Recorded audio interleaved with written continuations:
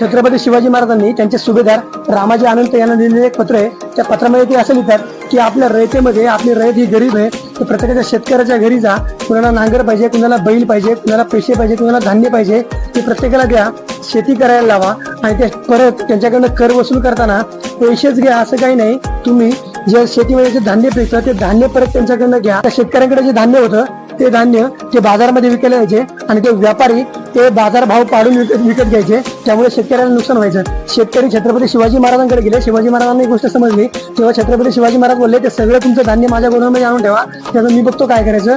आणि नंतर जेव्हा बाजारामध्ये धान्य कमी पडेल तेव्हा छत्रपती शिवाजी महाराजांनी आपल्या गोडाऊनमधलं जे धान्य होतं ते काढून ते विकायला घेऊन जायचे आणि ज्या भावामध्ये आपल्याला विकायचे त्या भावामध्ये ते विकायचे. त्यामुळे शेतकऱ्यांना आणि महाराजांना चांगल्या प्रकारे नफा व्हायचा आणि त्याच्यामध्ये छत्रपती शिवाजी महाराज आपला कर चांगल्या प्रकारे वसूल करून घ्यायचे आणि शेतकऱ्यांना त्यांचे पैसे त्यांना परत द्यायचे. अशा प्रकारे छत्रपती शिवाजी